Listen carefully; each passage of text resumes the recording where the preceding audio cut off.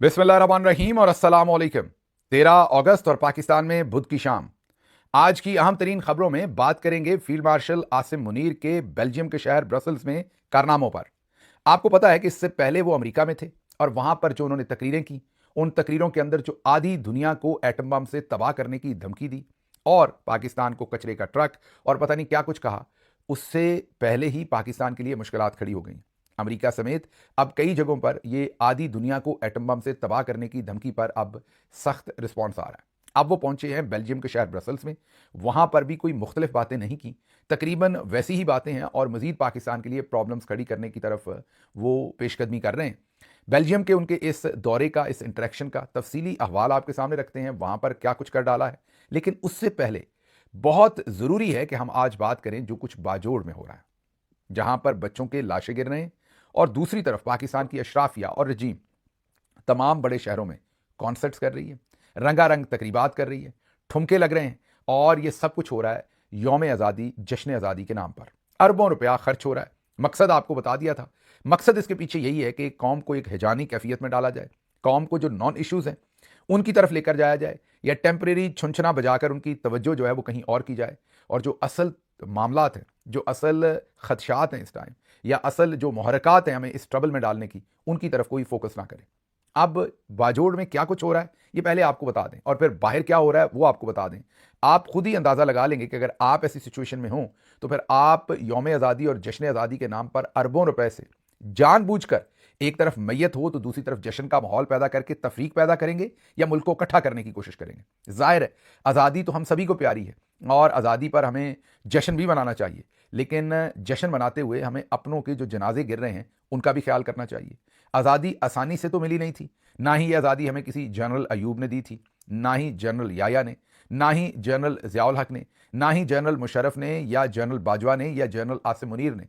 ये आज़ादी कायदे आज़म रहमतुल्लाह अलैह के साथियों ने, उन्होंने जो वकला थे, माशरे के दूसरे हिस्सों में थे, सिविलियंस थे, उन्होंने सड़कों पर मूवमेंट करके, लाठी गोली बर्दाश्त करके, बिल्कुल ऐसे ही जैसे आज फिर पाकिस्तानी सड़कों पे हैं, इस आज़ादी को हासिल किया था। इसलिए पाकिस्तानियों के लिए ये आज़ादी बहुत ज़रूरी है। कोई हमें सर्टिफिकेट ना दे कि आज़ादी के दिन आपने अगर जश्न का लफ्ज़ इस्तेमाल ना किया तो आपके साथ ये हो जाएगा, आप मुहिब वतन नहीं रहेंगे।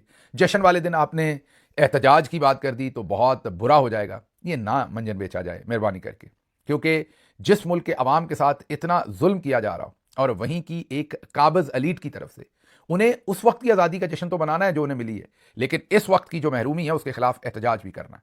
ये दोनों चीज़ें साइमल्टेनियसली चलेंगी।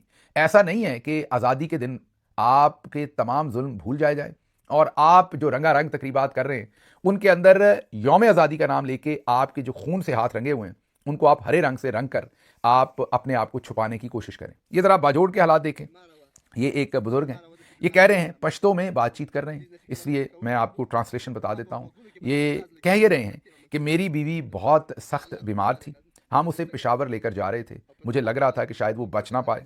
मैं सोच रहा था कि अगर उसकी वफात हो गई तो बच्चों को कैसे बताऊंगा कि आपकी माँ के साथ क्या हुआ। अब उनका पूरा कुनबा शहीद हो गया। अब वो कह रहे हैं कि आज माँ और बच्चे सभी इकट्ठे शहीद हुए पड़े हैं तो मेरी ये मुश्किल तो आसान हो गई कि मुझे बच्चों को नहीं बताना पड़ा। और अब वो लोगों से पूछ रहे हैं कि मैं क्या करूं, ये सूरत हाल। बाकी वहां पर जो तस्वीर आ रही हैं, जली हुई बच्चों की जो लाशें सामने आ रही हैं, जो जनाजे सामने आ रहे हैं, जो बम फटते हुए सामने आ रहे हैं, वो मेरा दिल तो नहीं है कि मैं आपके सामने वो वीडियोज रखूं। लेकिन दूसरी तरफ ये जरा कराची की एक वीडियो देखिए। ये हमारे गवर्नर हैं टिपोरी, माजरत टिपोरी नहीं टिसोरी साहब।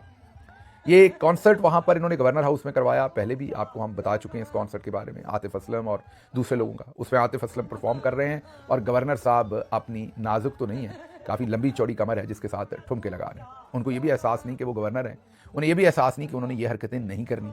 लेकिन अब वो क्या करें, गलती तो उनकी है जिन्होंने उनको गवर्नर बनाया। वो तो जो करना चाहते थे वो या करते थे वो वही करेंगे और उनको वही करना आता है और वो वही कर रहे हैं।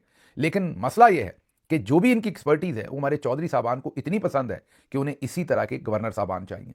याद कीजिए मौलाना तकी उस्मानी, हमें तो सभी हमारे बुजुर्ग भी वैसे ही मिलते हैं। वैसे अनफॉर्चुनेट है, बहुत ही मोतबर आलम दीन और मैं तो उनका बड़ा एहतराम करता हूँ, लेकिन उनकी स्टेटमेंट याद करके परेशान होता हूँ। मौलाना मुफ्ती तकी उस्मानी साहब ने कहा था कि मुझे गवर्नर टिसोरी साहब को देखकर हज़रत उमर फ़ारूक रज़ी अल्लाह अन्हा की उन्हें उनमें शबीह नज़र आती है, उनके दौर की याद ताज़ा हो जाती है। उनको देख के मुझे हज़रत उमर फारूक रजी अल्लाह अन्हा जो है वो याद आ जाते हैं। अब पता नहीं तकी उस्मानी साहब आज टीवी देख रहे हैं कि नहीं, या उन्हें कोई इनके ठुमके दिखाए और इनके शौक दिखाए और फिर उनसे नज़रसानी करने के लिए दरख्वास्त कर ले। कोई बात नहीं, बुजुर्गों से भी गलती हो जाती है, गलत स्टेटमेंट्स दे दी जाती हैं। कोई इश्क होगा, उल्फत होगी आपको अपना टिसोरी साहब से, कोई ऐसी ज़रूरत होगी जो टिसोरी साहब पूरी करते होंगे जिससे आप बहक कर ये बयान दे बैठे, तो कोई बात नहीं। मौलाना साहब आप ये बयान वापस ले लीजिए, मेरे ख्याल में बेहतर होगा, क्योंकि आपका बहुत बड़ा नाम है, बड़ा एहतराम है। अगर आप ऐसा बयान जारी रखेंगे तो लोगों को कम से कम बहुत तकलीफ होगी कि आपने कहाँ की बात जाकर कहाँ मिला दी। लेकिन बार ये सब कुछ तो हो रहा है, तो एक तरफ जो बाजोड़ है वहां पर लोगों के लिए जो सूरत हाल है वो मैंने आपको बता दी है। दूसरी तरफ हम पूरा जोर लगा के, मतलब अगर हम नॉर्मल एक महज़ब तरीके से, मीन बगैर इन कॉन्सर्ट्स के, बगैर ठुमके लगाने के यौम आज़ादी जो है वो पूरे एक जज्बे के साथ मनाएं, जिसके अंदर हम कुरान करीम की अगर तलावत करते हैं, फिर अपने जो अफकार हैं कायदे आज़म की उनकी तकरीर करते हैं, एक ग्रेसफुल किस्म की हम तकरीबात रखते हैं, वहाँ पर बच्चों को, स्टूडेंट्स को, कॉलेज के तलबा को, यूनिवर्सिटी के तलबा को बताते हैं कि हमने ये आज़ादी कैसे हासिल की थी, हमारे बुज़ुर्गों ने क्या कुर्बानियाँ दी थी, वजह क्या थी। जो लार्जर इंडिया था उसके अंदर ख़तरा ये था कि पाकिस्तान माइनॉरिटी बन जाएगा, पाकिस्तान कह दिया, मुसलमान माइनॉरिटी बन जाएगा, हिंदू मेजॉरिटी बन जाएंगे, इसलिए पाकिस्तान एक माइनॉरिटी के लिए, अक़लियत के लिए मुल्क बनाया गया था। लेकिन अब हम अपनी अक़लियतों के साथ क्या करते हैं, ये बच्चों को आज के दिन हम बताएं कि ये मुल्क अक़लियत के लिए बना था, वो अक़लियत इस मुल्क में आके अक्सरियत हो गई मुसलमान, तो क्या उनका अब क्या किरदार है, जिस वजह से उन्होंने मुल्क बनाया था अक़लियतों के तहफ़्फ़ुज़ के लिए, क्या आज पाकिस्तान में अक़लियतों का वैसा तहफ़्फ़ुज़ है? तो ये बातें हम अपने बच्चों को बताएं और अपनी हिस्ट्री के जो अच्छे बुरे वाक़यात हैं वो अपने बच्चों के साथ शेयर करें, जो सबक हासिल हुए वो शेयर करें, ना कि हम ठुमके लगाएं। ये मेरी समझ से बाहर है कि ये जश्न आज़ादी सिर्फ ठुमकों से ही कैसे पूरी हो सकती है, आतिशबाजी से ही कैसे पूरी हो सकती है, लेज़र लाइट्स के साथ ही कैसे पूरी हो सकती है, जब हमारे अपने ही मुल्क में किसी और जगह पर हमारे अपने ऑपरेशन से हमारे बच्चों की लाशें गिर रही हैं, हमारी माओं की लाशें गिर रही हैं, बहनों की लाशें गिर रही हैं। तो जब हम इतना जोर लगाएंगे, एक तरफ इतना धूम धड़का करेंगे, तो जहां पर मैयत पड़ी है वो क्या फिर हमारे साथ कनेक्ट फील करेंगे? क्या ये हम पैसा लगा के, जोर लगा के तफरीक पैदा करने की कोशिश तो नहीं कर रहे?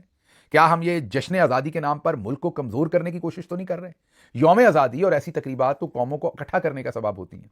वो कौमों के माजी को, अपने बुजुर्गों को, उनके किए हुए काम को, अपनी दी हुई कुर्बानियों को दोबारा से जिंदा करके, बातचीत करके अपनी नई नस्ल को और उनकी आइडियोलॉजी को सोलिडिफाई किया जाता है, सीमेंट किया जाता है, वो जो नजरिया होता है कौम का। यहां पूरा जोर लगा के हैव और हैव नॉट और एक डिस्क्रिमिनेटरी जो सलूक है उसको उजागर करके इस चीज की मुकम्मल कोशिश की जा रही है कि तफरका पैदा किया जाए, नफरत पैदा की जाए एक दूसरे से, कौम को कमजोर किया जाए, एक कोई एहसास दिया जाए कि आपके साथ क्या हो रहा है हमें इससे कोई परवाह नहीं है। तो इस पर नजरसानी की जाए, ये बहुत ही बेहुदा हरकत हम कर रहे हैं। मैं दोबारा मेरी बात को कहीं और कनेक्ट ना कीजिएगा। आज़ादी मनाना हम सबका फर्ज भी है, हक भी है, और वो करना चाहिए, लेकिन उसमें ठुमकों की और ये रंगारंग तकरीबात की ऐन उस वक्त जब लाशें गिर रही हैं उसकी कोई उतनी ज़रूरत नहीं है, जो आप पूरा जोर लगा के सिर्फ इसलिए कि लोग इमरान खान को भूल जाएं और लोगों को आप ये रंग, भंगड़े, ठुमके इनके अंदर महसूस करके कहीं का कहीं खींच के ले जाएं। ये छुनछना आप चंद मिनट बजा सकते हैं, लोग पागल नहीं है कि उनकी सारी तवज्जो असल इशू से हट जाए। अब चलते हैं ज़रा, जो फील्ड मार्शल साहब पहुंचे हैं ब्रसल्स के अंदर, ज़रा पहले तो आपको अमेरिका में जो हुआ वो तो आपको पता ही है, लेकिन उसके बाद अब वहाँ से पेंटागन के एक साबिक ऑफिशियल का सोशल मीडिया के ऊपर जो पैगाम है वो पूरी दुनिया के अंदर इस वक्त चल रहा है, जिसमें उन्होंने बहुत ही सख्त रद्द-ए-अमल दिया है। उन्होंने फील्ड मार्शल आसिम मुनीर को नापसंदीदा शख्स करार देने का ऐलान किया है या डिमांड किया अमेरिका से। उन्होंने कहा कि ये अमेरिकी सरजमीन के ऊपर आकर उन्होंने पूरी आधी दुनिया को तबाह करने का न्यूक्लियर हमले की धमकी दी है। अमेरिकी सरजमीन इसमें इस्तेमाल हुई है, यहां खड़े होकर यह धमकी दी है, इनको नापसंदीदा शख्सियत करार दिया जाए, तमाम पाकिस्तानी अफसरों के वीज़े बंद होने चाहिए, इनको नेटो, जो हमारे नॉन नेटो अलाय का जो हमें एक दर्जा है ये देने जा रहे हैं, ये दिया हुआ है, उसको फौरी तौर पर ख़त्म होना चाहिए, और दुनिया से ये माफ़ी मांगें कि ये किस तरीके से आधी दुनिया को अपने एटम बम से तबाह करने की धमकी दे रहे हैं। अब जाहिर है कोई ना कोई इसके पीछे, ये जो साहब बयान दे रहे हैं, इनके पीछे कोई ना कोई लॉबी हो सकती है, हो सकता है इनके पीछे इंडियन लॉबी हो सकता है किसी ने इनसे ये बयान दिलवाया हो, लेकिन हमें भी अपने तर्ज अमल पर सोचना चाहिए कि हमें ऐसी क्या पड़ी है। चलता हमसे सेबे वाला बम नहीं है वक्त के ऊपर, इंडिया ने हम पर मिसाइल मारे थे, आपको याद होगा, भला हो हमारी एयरफोर्स का कि उन्होंने हिसाब बराबर कर दिया, वरना हम तो इतने सारे मिसाइल खा के, हमारे राणा सनाउल्लाह ने आके, तमाम जर्नैली टाउटों ने आके कहा था हमने जवाब नहीं देना। वह पाकिस्तान को जिम्मेदार रियासत का मुजाहरा करना चाहिए, और वो जो हमारे 40 के करीब लोगों को मुरीद के, बहावलपुर, हर जगह पे शहीद किया था, हम उसे खाने पीने लगे थे। बिल्कुल वैसे ही जैसे गार्डियन ने स्टोरी की थी कि 20 से ज्यादा पाकिस्तानियों को रॉ ने पाकिस्तान के अंदर घुसकर कत्ल कर दिया था और हमने उसके ऊपर सी तक नहीं किया था। आज हम हर चीज में, हर चीज में फितनातुल हिंदुस्तान, फितनातुल हिंदुस्तान, फितनातुल हिंदुस्तान गिनवाते हैं, और जिस जगह से भी दहशतगर्द कोई कार्रवाई करते हैं कहते हैं इसके पीछे फितनातुल हिंदुस्तान है। तो कोई आपसे सवाल पूछने वाला नहीं कि ये जो पिछले 5, 7, 10 साल कोई फितनातुल हिंदुस्तान नहीं था, ये जो आपने हमें नहीं बताया इस फितने के बारे में, उस टाइम छुपाते रहे, उसकी जिम्मेदारी किस पे है? उसका कसूर किसी ने नहीं उठाना जो इतनी लाशें गिरी हैं पाकिस्तान में। अगर वो सारी लाशें फितनातुल हिंदुस्तान कर रहा था तो उस वक्त फितनातुल हिंदुस्तान को आप या हबीबी क्यों कर रहे थे? उस वक्त उनका आप आवाम को क्यों नहीं बताते थे? लेकिन जब जो सूट करता है, जिस चीज़ का जो मौसम होता है, हम उसी को फॉलो करते हैं। तो उनका जो बयान था अमेरिका में, उससे झंडे गाड़े गए। अमेरिका में जो पाकिस्तान के लिए मुश्किलात हैं वो मैंने आपके सामने रखी हैं। अब ब्रसल्स में उनकी जो तकरीब हुई है, ये बहुत ही खुफिया तकरीब थी। इसका एड्रेस किसी को नहीं बताया गया था। इसमें कोई 70-80 बंदे चुने गए थे। कई महीनों से इस पर काम हो रहा था। 70 से 80 बंदे चुने गए थे और उन्हें कहा था कि अपनी फैमिली के साथ आपने 7-7, 8-8 लोग लेके आने, और हर टेबल एक राउंड टेबल थी। हर टेबल के ऊपर 8 से 10 लोग बैठे थे। टोटल यहां 500 से 600 लोग थे, कुछ 700 भी कहते हैं, लेकिन 500 से 600 लोग इकट्ठे किए गए थे। तरीका यही था कि 70 से 80 मेन लोग पूरे यूरोप में से पिक किए गए। कोई 5 इंग्लैंड से, कोई 5 बेल्जियम से, इस तरह पूरे यूरोप में से 70 से 80 बंदे इकट्ठे किए गए। उन बंदों के जुम्मे लगाया कि आपने साथ 4-4, 5-5, 6-6, 7-7 बंदे लेके आने हैं। वो अपने साथ, और उन बंदों के जिम्मेदार आप होंगे। अगर उन्होंने कोई नारा लगाया, अगर उन्होंने कोई बदनज़मी की, बदतमीज़ी की, वो इन बंदों को लेके आए। अगर मैं प्रोनाउंसिएशन गलत कहूँ तो माजरत, क्योंकि ये मेरी ज़ुबान नहीं है। बेल्जियम के अंदर जो भी ज़ुबान है, बहरहाल उसका नाम ग्रॉट कासल है। ग्रॉट नामी एक किला कहें पुराना, उसके ये आंगन में कह लें, उसके सामने कह लें, उसके सहन में कह लें, उसके लॉन में कह लें, ये तकरीब हुई। राउंड टेबल्स लगे हुए थे।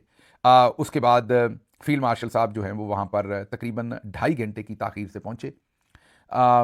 ये हैदरियम का इलाका है जो ब्रसल्स का, जहाँ पर ये सारी एक्टिविटी हुई है, और सिक्योरिटी के इंतजामात पेरिस की एक सिक्योरिटी कंपनी के सुपुर्द थे, और उसके कोई तकरीबन 30 से 50 के करीब जो इस सिक्योरिटी के लोग थे इस तकरीब में, वो पेरिस की इस सिक्योरिटी कंपनी को, जिसको काफ़ी ज़्यादा पैसे पे किए गए थे, उसने इस सारी तकरीब की सिक्योरिटी की थी। 30 से 50 के करीब लोग थे जो मामूर थे वहाँ सिक्योरिटी पे। 2 बेल्जियम पुलिस की गाड़ियाँ भी इनके साथ, या पुलिस भी वहाँ पर, जो अंदर तकरीब के अंदर के इलाके थे, मैं उसकी बात कर रहा हूँ। बाहर भी ज़ाहिर है सिक्योरिटी होगी ज़रूर। उसके बाद सिक्योरिटी के तहत मेहमानों को हदायत थी कि वो मोबाइल फ़ोन या तो गाड़ी में छोड़ें या बंद करके सिक्योरिटी के हवाले कर दें। किसी शख्स के पास भी मोबाइल फ़ोन नहीं हो सकता था, वो इस तकरीब के अंदर मोबाइल फ़ोन इस्तेमाल नहीं कर सकता था। उसके बाद पेरिस के एक पाकिस्तानी बिजनेसमैन ने इस तकरीब को ऑर्गेनाइज़ किया था। ख़र्चा ज़रूरी तौर पर उनका नहीं होगा, ख़र्चा साडा पसंद सजना दी। ख़र्चा ज़रूरी तौर पर ये फ्रंट मैन आगे खड़े कर दिए जाते हैं अक्सर औक़ात। ख़र्चा वो नहीं करते, लेकिन वो कम्युनिटी में अपनी शोशा ऐसे ही बनाते हैं कि पैसा हमने लगाया। लेकिन ऐसी तकरीबात के लिए फिर सफारत खानों के खुफिया फ़ंड्स और दूसरे इस्तेमाल होते हैं। बल्कि अक्सर औक़ात ऐसी जो पार्टियाँ होती हैं वो इसमें से पैसा बनाती हैं, लेकिन वो अपनी कम्युनिटी में यही भड़के मारते हैं कि ये ख़र्चा हमने किया था और पैसा हमने लगाया था। तो बहरहाल ये उनसे ये सब कुछ करवाया गया।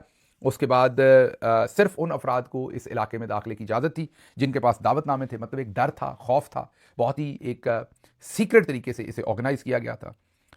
मैंने जैसे आपको कहा कि 15 से 16 जो यूरोप के मुल्क थे, Sweden, Switzerland, France, Germany, Spain, पुर्तगाल, मीन पूरे यूरोप में से, आयरलैंड, बरतानिया, सब जगहों से, मीन कुछ लोग तो अमेरिका से भी वहाँ पर मंगवाए गए थे। तो ये एक इकट्ठ किया गया था। उसके बाद रिफ़्रेशमेंट जो है वो साइड पे पड़ी थी, वो टेबल पे नहीं थी कि कोई काम वहाँ पर ख़राब ना हो जाए। मेहमान खुसूसी की जो आमद है वो आर्मी चीफ हाफिज़ साहब तकरीबन 2.5 घंटे ताख़ीर से पहुँचे। उनके साथ मोहसिन नकवी मौजूद थे। तकरीब शाम 4 बजे से शुरू हो चुकी थी, लोग आके बैठ चुके थे, लेकिन उन बेचारों को रात 9 बजे तक इंतज़ार करवाया गया। रात 9 बजे उन्हें खाना दिया गया। फील्ड मार्शल खाने में नहीं रुके, वो अपनी तकरीर करके फ़ौरी वहाँ से निकल गए, और सिक्योरिटी की वजूहात पर उन्हें सारे लोगों से मिलने भी नहीं दिया गया। चंद चीदा लोगों से उनकी फिर किसी और जगह पर मुलाकात करवाई गई। उन चंद चीदा लोगों में मैंने कुछ ऐसे लोगों की तस्वीर भी देखी जो जब हमसे मिलते हैं तो वो फील्ड मार्शल साहब को बुरा भला कहते हैं। मैं गालियों का लफ्ज़ चलें इस्तेमाल नहीं करता, लेकिन बहुत ही बुरा भला कहते हैं, और ये भी कहते हैं कि इमरान खान बिल्कुल दुरुस्त हैं और हम उनके साथ हैं। जब मैंने उन लोगों की तस्वीर देखी तो मैं हैरान हुआ लोगों की अखलाकियात के ऊपर, कि अगर तो आप वाकई फील्ड मार्शल को बेहतर समझते हैं तो फिर इन बेचारों को बुरा भला, इनको गालियाँ क्यों देते हैं आप इनकी बैक के ऊपर हमारे सामने? आप फिर हमारी तकरीबात में भी होते हैं, फिर आप इनके साथ भी दांत निकाल निकाल के तस्वीरें खिंचवा रहे हैं। बहरहाल जो तो हमारे अगर कोई ऐसे रैंक एंड फाइल में लोग हुए, अगर कोई हुए तो, क्योंकि अभी तो पता नहीं, बड़ी इनिशियल इन्फॉर्मेशन है, तो उनको तो डेफिनेटली फारिग किया जाएगा, उनसे डिस्टेंस किया जाएगा। लेकिन जो वैसे उमूमी तौर पर डायस्पोरा के लोग हैं, उनसे मैं यही कह सकता हूँ कि आप बेशक उधर खड़े हों, बेशक इधर खड़े हों, लेकिन आप में इतनी अखलाकियात होनी चाहिए कि आप एक तरफ खड़े हों। मक्खी होती है जो हर जगह ही बैठ जाती है, और आप मक्खी से बेहतर आपको अल्लाह मियाँ ने अशरफुल मखलूक़ात बनाया है, जिधर भी खड़े हो। मैं ये नहीं कह रहा, आप हो सकता है हम बहुत बुरे हों, हमारी ये सारा जो तहरीक है ये बहुत बुरी हो, आपको बुरी लगती हो, तो फिर आप उधर खड़े हो जाएँ, लेकिन आप इधर भी खड़े होते हैं, उधर भी खड़े होते हैं, तो मतलब आपकी कोई इखलाकियात है नहीं, बस आप प्रिटेंड करते हैं। तो वो सिर्फ आपको तस्वीर चाहिए, जो भी ताकत में है, जो भी मशहूर है, उसके साथ आपको तस्वीर चाहिए ताकि आप लोगों को मरूब कर सकें। ये बहुत ही छोटी हरकत है, छोटी ज़हनियत है, इसमें से बाहर आइए। अगर आप इसमें से बाहर नहीं आएँगे, आपकी सोच इतनी छोटी रहेगी, तो पूरी दुनिया में हमारा मकाम भी छोटा रहेगा एक कौम के तौर पर। आपको एक फ़र्द के तौर पर पहले बेहतर होना पड़ेगा, फिर ही कौम के तौर पर हम बेहतर हो सकते हैं। फील्ड मार्शल ने वहाँ पर जो खिताब में नकात थे उनके, ओवरसीज़ पाकिस्तानी मुल्क की रीढ़ की हड्डी हैं, पाकिस्तान के लिए उनकी सपोर्ट ज़रूरी है। पाकिस्तान में सरमाया करें, जो मुल्क के लिए अच्छा करे उसकी हमायत करें, जो मुल्क के लिए अच्छा करे उसकी हमायत करें, और हम उसे जेल में डालेंगे और हम उसे तबाही कर देंगे जो मुल्क के लिए अच्छा करेगा, लेकिन आप हमायत करें। पाकिस्तान की मईशत बेहतर हो सकती है, तरक्की की राह पर गामजन है। पाकिस्तान कुदरती वसाइल से माला माल है। रेकोडेक्स से सालाना $2 अरब बचाऊंगा मैं, और 7 मिनरल माइन से मैं सालाना $14 से $16 अरब कमाऊंगा। मोबाइल बैटरीज और जदीद टेक्नोलॉजीज़ में इस्तेमाल होने वाला मवाद दुनिया को सप्लाई करेंगे। पाकिस्तान में लिथियम के ज़खायर मौजूद हैं। पाकिस्तान में सिक्योरिटी हालात बेहतर हैं। ये सरमायाकारी का बहुत ही बेहतरीन मौका है। भारत अगर डैम बनाएगा या शरारत करेगा तो सख्त जवाब दिया जाएगा। डैम और दिल्ली दोनों महफूज नहीं रहेंगे। ब्रसल्स आते आते थोड़ी सी समझ आ गई है कि जो बयान दे डाला था अमेरिका में वो मुनासिब नहीं था, तो अब ज़रा मज़ाइल शज़ाइल मारने से हाफिज़ साहब ने इज्तनाब किया है। सिर्फ ये कहा है कि वो महफूज नहीं होगा, दिल्ली भी महफूज नहीं होगा। फिर कुरानी हवाले दिए हैं और सियासी उसमें अशारे भी इस्तेमाल किए हैं। खिताब के दौरान वक्फे वक्फे से कुरानी आयात पढ़ते रहे।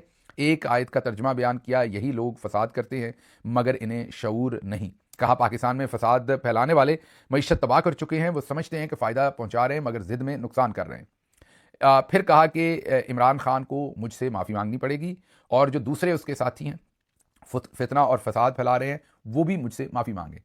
तो एक तो ये वाज़े तौर पर वहाँ कहा गया कि जब तक माफ़ी नहीं मांगते जान नहीं छोड़ी जाएगी। इमरान खान को भी माफ़ी मांगनी पड़ेगी, दूसरों को भी माफ़ी मांगनी पड़ेगी। और फिर साथ ही कहा, इसी के साथ साथ और क्या कहा, ये इंटरेस्टिंग बात है, ये लोग माफ़ी नहीं मांगते, फतूर डालते हैं। जब तक माफ़ी नहीं मांगेंगे माफ़ नहीं किया जाएगा, इनकी रस्सी खींच ली जाएगी, किसी को माफ़ी नहीं दी जाएगी। माफ़ी मांगें, जब तक माफ़ी नहीं देंगे माफ़ी नहीं दी जाएगी, फिर रस्सी खींच ली जाएगी, किसी को भी माफ़ी नहीं दी जाएगी। तो भाई जब आपने, यही तो मैं दिन रात कहता हूँ कि जब आपने माफ़ी देनी नहीं है, तो ये जो हमारे बहुत सारे दोस्त लेटने को तैयार होते हैं, मैं उनको यही कहता हूँ कि भाई शान से जो भी आपके साथ होना है ग्रेसफुली तो करवाएं ना। इमरान खान कम से कम आपको यही जेल के अंदर कह रहे हैं कि जब पता है कि इन्होंने आपके साथ अच्छा नहीं करना, तो फिर कम से कम ग्रेसफुली तो करवाएं ना। तो मतलब मेरी समझ से बाहर है कि आपने वही काम इनसे करवाना है, लेट के करवाना है, वही ग्रेसफुली करवा लें। तो बहरहाल तकरीब सुनकर ये अब जो आंखों देखा हाल है, जाहिर है मैं तो वहाँ नहीं था, जो लोग मौजूद थे वो जो रिपोर्ट कर रहे हैं वो आपको बता रहे हैं। तकरीब सुनकर कई शुरका परेशान, और जाहिर है उनको परेशानी लाहक थी कि ये किस तरफ हम जा रहे हैं, क्या बातें कर रहे हैं फील्ड मार्शल साहब। पाकिस्तान में हर तकरीर में वो जाहिर है आर्मी की यूनिफॉर्म में होते हैं, यहाँ वो सिविलियन ड्रेस में थे, और जो मोहसिन नकवी थे वो वहाँ पर खामोशी से खड़े रहे, मुशाहदा करते रहे। आपको पता है अगले वज़ीर आज़म बनना चाहते हैं, क्यों बोलेंगे, वो तो मौका नहीं ज़ाया करना चाहते। तो ये सूरत हाल थी वहाँ पर। एक दफ़ा फिर माफ़ी का तकाजा है, और साथ ही ये कि माफ़ी देंगे भी नहीं, और ज़रा मज़ाइल शज़ाइल कम मारे हैं। एटम बम के ऊपर भी थोड़ा सा कंट्रोल किया है। जो अमेरिका के अंदर मसले खड़े किए हैं वो अब यहाँ तक आते मेरा ख्याल समझ आ गई है। अब ये करते क्यों हैं ये बम, मज़ाइल, एटम बम? क्योंकि हम भी ऐसे ही हैं, हम भी ज़रा थोड़ी तकरीबी तबीयत है एज़ अवाम हमारी। हमें समझ ही नहीं आती कि अगर हमारी एयरफोर्स ने इसमें कोई शक नहीं बहुत अच्छा परफॉर्म किया, और हम पहले थे चंद जिन्होंने आपको ये बताया था कि हुआ क्या था अंदर, एयरफोर्स ने कैसे परफॉर्म किया था, लेकिन उसके बावजूद अपने दुश्मन को कभी भी हकीर और कमज़ोर नहीं समझते। इंडिया उसके बावजूद युगांडा नहीं बन गया, वो इंडिया ही है, उनके पास भी फौजी पावर भी है, इकोनॉमिक पावर भी है। तो हमें किसी को ना तो ह्यूमिलिएट करने की कोशिश करनी चाहिए। अल्लाह ने जो हमें अगर इज़्ज़त दी है तो उसका शुक्र अदा करना चाहिए, और दुआ करनी चाहिए कि खत्ते के अंदर अमन ही रहे। ये जो हम दूसरे दिन मज़ाइल, एटम बम और बड़के मारते, इसकी वजह सिर्फ ये है कि हम आवाम को, हमारे पास ये नफ़रत, जंग, मज़ाइल, बम यही है बेचने को, यही सौदा आवाम को हम बेचते हैं, और उनको इस राह पे लगाते हैं ताकि वो Imran Khan, democracy, freedom of speech, हकीकी आज़ादी, ये वाली जो बातें से दूर हो जाएं। मुझे यहाँ से इजाज़त दीजिए। अल्लाह आपका हामी और नासिर हो। पाकिस्तान जिंदाबाद।